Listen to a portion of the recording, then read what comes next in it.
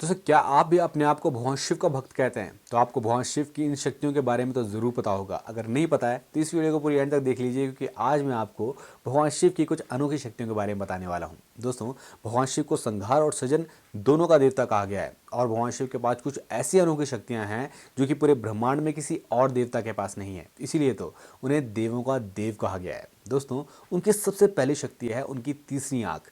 जब भी उनकी तीसरी आंख खुलती है तो जिस चीज़ पर भी वो दृष्टि पड़ती है ना, वो चीज़ जलकर भस्म हो जाती है, और हमेशा वो असुरों का विनाश करने के लिए अपनी तीसरी आंख खोलते हैं।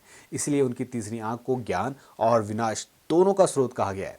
उनकी दूसरी शक्ति का नाम है उनका त्रिशूल। दोस्तों, उनके त्रिशूल में 3 गुण समाये हुए हैं: सतोगुण, तमोगुण और रजोगुण। और जब ये तीनों चीज़ें मिलती है ना, तो इसके प्रहार से किसी भी नश्वर शक्ति का विनाश किया जा सकता है।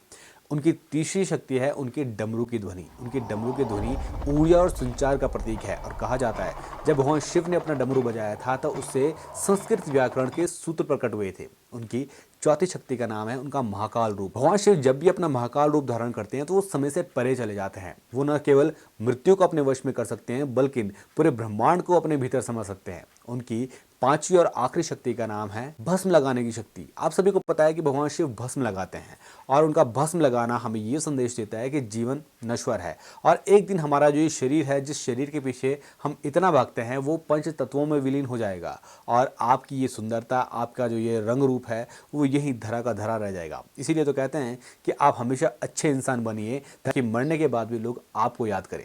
दोस्तों, ये भगवान शिव की कुछ प्रमुख शक्तियां थी। अगर आपको नहीं पता थी तो इस चैनल को सब्सक्राइब कर लीजिए, क्योंकि इसी तरीके से मैं आपको भगवान शिव से जुड़ी हुई जानकारियां देता रहता हूं।